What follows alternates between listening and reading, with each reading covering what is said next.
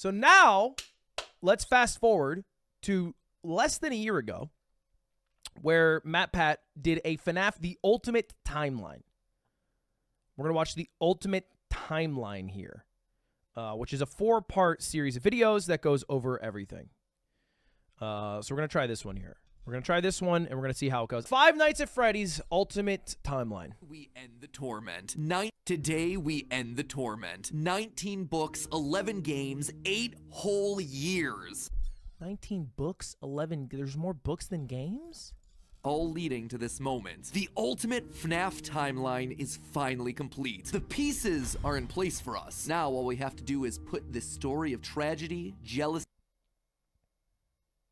and loss back together. Hello, Internet. Welcome to Game Theory, the show How are there 8 games? Is it all the same thing? Like...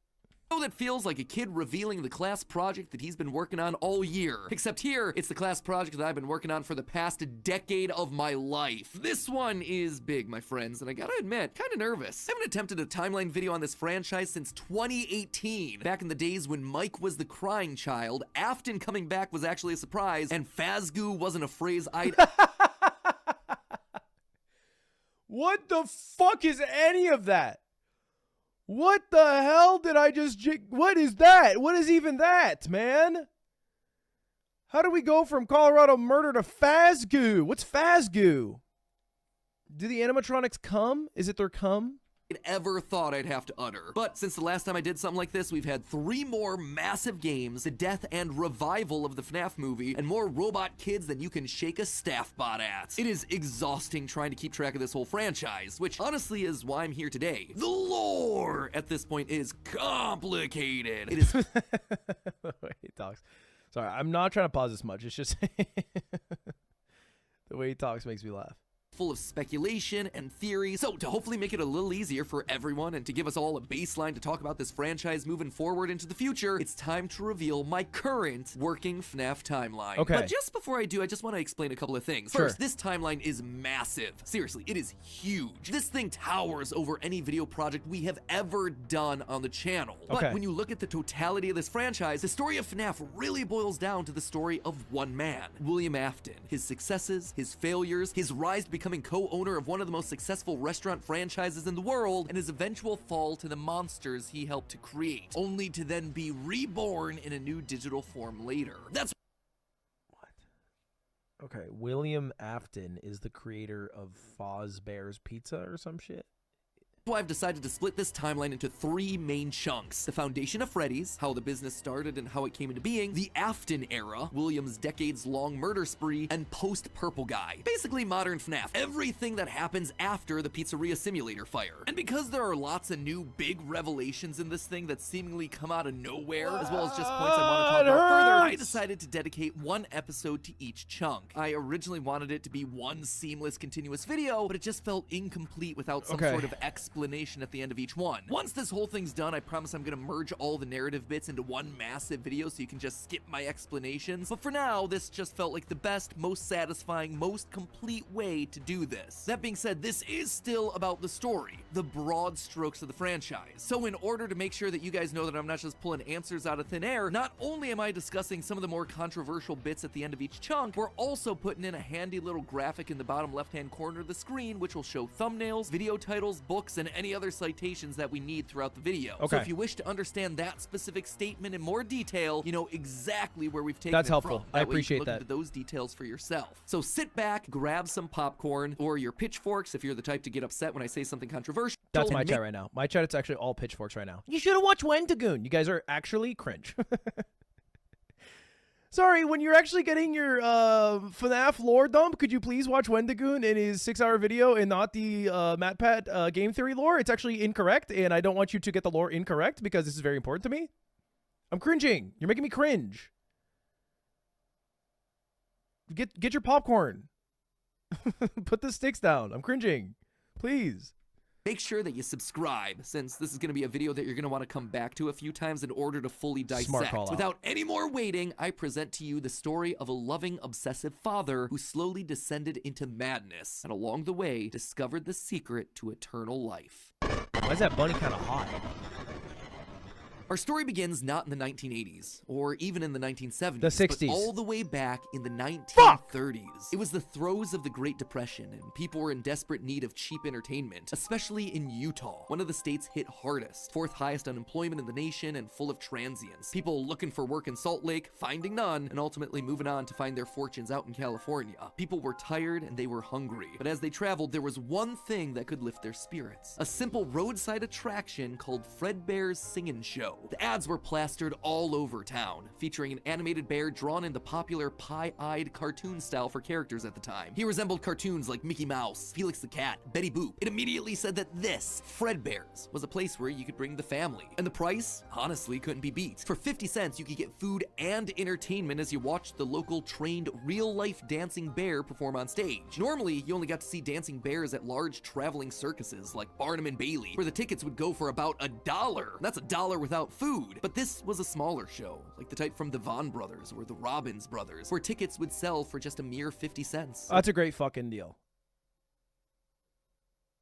Bear and a dinner for 50 cents? Sign my family up.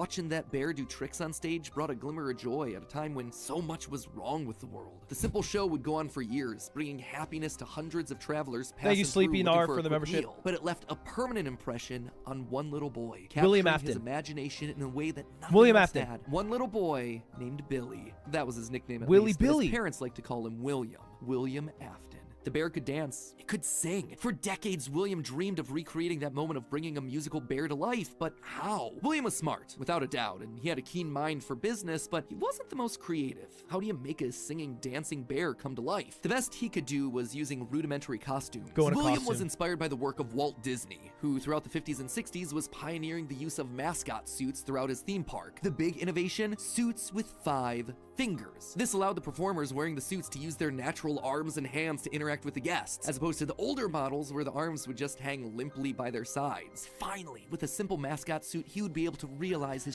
I'm sorry, this is a quick aside. I always love listening to like technological updates in like the 18 or 1900s because they sound so simple. It's like, oh, dude, we figured out that actually you need your hands.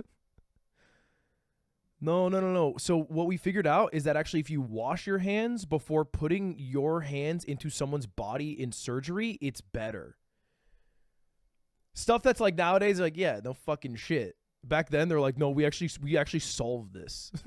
his childhood dream. He would be able to bring Fredbear to life. To appeal to the kids, and for copyright reasons, he changed Fredbear from a realistic brown animal to a cartoonish yellow bear with a purple hat and bow tie. But feeling like one character wasn't enough, he added another friend, a yellow rabbit with a purple vest and matching tie named Bonnie the Bunny. While Fredbear was certainly his first love, Bonnie was extra special because that was his. It was an original character that he had created from scratch. And I do mean scratch. William's hand-sewn costumes were rough. Thank you, with Red seams River, and or stitches Red River. visibly showing, but it was the best that he could do. And you know what? It was just enough. Bonnie and Fredbear would perform on stage to small but enthusiastic crowds. Finally, he was able to deliver fantasy and fun to all the kids, delighting and inspiring them in the exact way that he had been delighted and inspired so many years ago. And things could have ended there. That could have been the end to his story. It could have been Opener perfect Gaming, thank you for had it being not part of the been PC. for one thing. Other people saw the success of his idea and they wanted in. Enter Chica's Party World, a rival restaurant starring performing animal characters. His idea, except they did it better. William may have been the first, but obviously he wasn't the best. Why is he Madge? Like, yeah, they bit your shit, but you also bit somebody's shit. Like, Fredbear was literally a one-to-one copy. You just changed the color to yellow. He yoinked and twisted. A yoink and twister cannot be mad that somebody yoinked and twisted. It's just like... Plus, often imitated, never replicated. If you're the first to do it, that just means, like, people are biting your shit. You're on the right fucking path. Keep innovating, baby. I think this William guy has too much ego in his previous successes. Wasn't worried enough about innovating and keeping the successes rolling, you know? It hurt the prideful William Afton to admit it, but this restaurant was able to do the thing that he always wanted to do: make the animals actually come to life. All of the performers in this restaurant were robots, simple metal skeletons that were powered by battery packs, but all of them able to freely turn and talk and dance on their own, no human required. It was like magic. Magic that came from the mind of a brilliant creator named Henry Emily. This Henry, in some small way, had been able to harness the power of life itself. Afton admired him. He was jealous, to be sure, but he also looked upon this man with awe. Off to one side of Chica's party world was a small cabaret stage featuring an elephant magician. On the other, a hippo known to ramble on and on. That one was more of a joke for the parents, but it was the main stage that was for the kids. A rocking band of characters featuring a yellow chicken thing with a southern drawl named Chica, backed by a band of other country-themed characters, including a pig with a banjo, an upbeat frog from the local swimming hole, and a brown bear with a heavy southern accent. Wait, a bear? But bears were his animals. Why not a cow or a horse? Something to fit the country theme a bit better. Why'd it have to be a bear? And adding insult to injury, they had the nerve to call this thing Ned Bear, a direct copy of his own Fred Bear. Whoops, that's gonna leave a mark. No, that was not okay. Afton's jealous admiration Okay, all right. You know what? That's a little more dog. That's a little more dog. Ned Bear is a little bit dog. turned to hardened bitterness. A bitterness that would only grow over the next couple of years as families continued to choose Chica's party world over Fred Bear's. William just Okay, Fred Bear. William Afton's little boy sees Dancing Bear, makes a place called Fred Bear. Guy sees Fred Bear, says, I can do it better, makes Chica's party world, makes animatronics. His animatronics fuck, they go hard. Makes something called Ned Bear. William Afton gets really jealous because the other business is more successful. That's where we're at. Update. Great. just couldn't compete with the appeal of the robots. Eventually, his restaurant would go bankrupt, only to get bailed out by, of course, Henry Emily. Another insult, another humiliation that William wouldn't soon forget. He was humiliated that he got, you could have just rejected the offer, but okay, he was humiliated. No, I guess I get that. That would be humiliating, right? Because they're the reason you're out of business, and now they're like trying to be like, oh no, we'll get you out of here for sure. That's fair. It does remind me of Walter White Breaking Bad when his business partner who cut him out of the deal offered to pay him out of his debt. And it's like, you don't really get to do that. That's like, and although it was prideful of Walter and the show would have ended if he just took the money, I understand why he didn't. 1979. Despite being bitter, Afton couldn't deny that what came next. It's not look, it's barely. We're talking like episode 5. Next was a period of massive success and That's not what happened. I've only watched 5 episodes, so I'm only explaining what I know. So now you guys are reverse spoiling by telling me what I know based off the first 5 episodes didn't happen. Stop spoiling, please. Expansion. With the two franchises now merged into one, it was the best of both worlds. Afton's ideas with Henry's robotic expertise. The two men decided to launch under a new name, Fredbear's Family Diner, a pizza chain that would eventually come to feature. And he gets naming rights. And he's still mad? Like, William, grow up. You got naming rights. Angela, think of the PC. Mix of humans in performing suits, as well as on-stage animatronics. They decided to stick with Fredbear as the headliner, considering the yellow bear was easily identifiable as a brand, and because he was the original performing animal mascot. Afton appreciated that. This new restaurant would also see a mix of characters as the two franchises merged into one, with Pig Patch and Happy Frog performing right alongside Fredbear and Bonnie. And as part of this one big Fredbear family, they even got themselves official merch that were released, ranging from masks to magnets.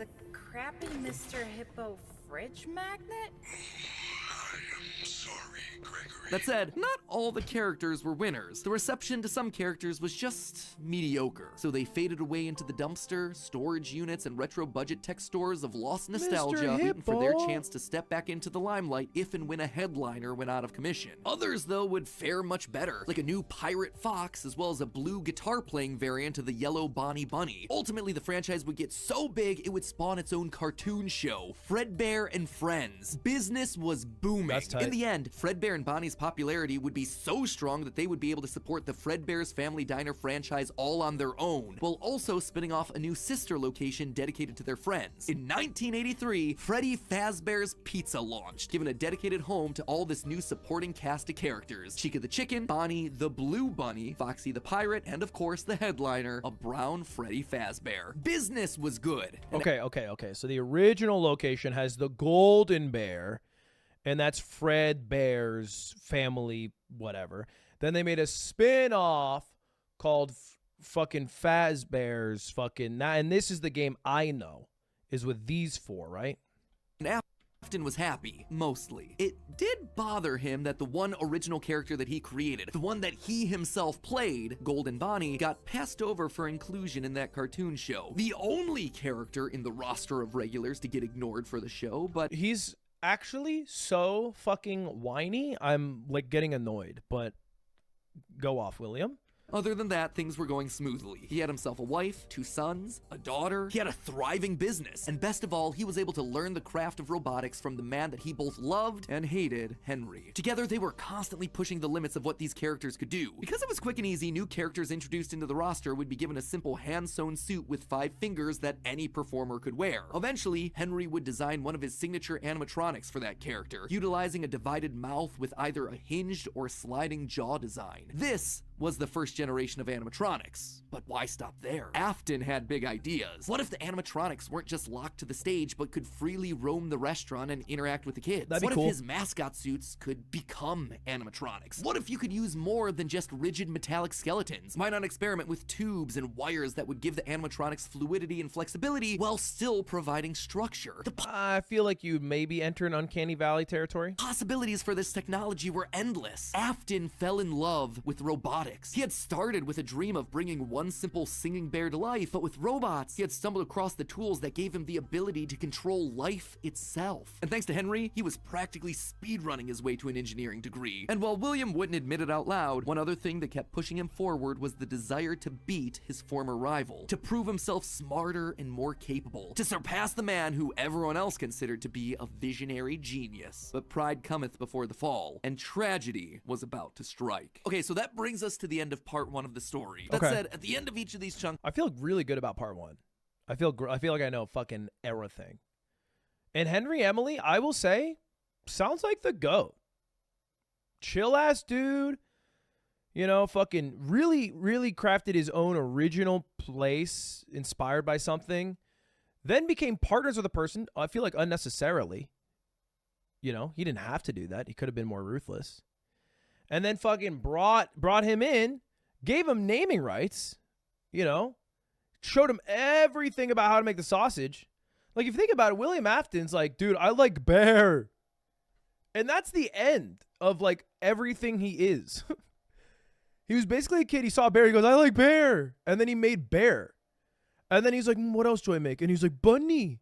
And then like, what? And then what? And then he made a fledgling business that started failing.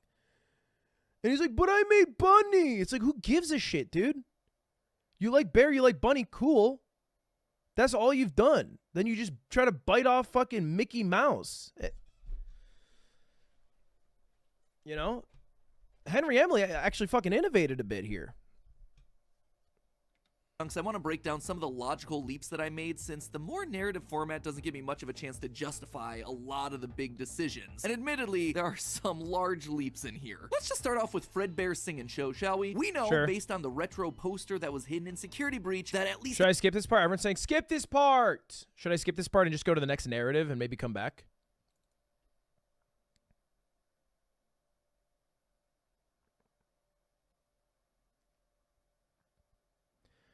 No, don't skip. Okay, so now you guys aren't in agreement. And now I am none the wiser.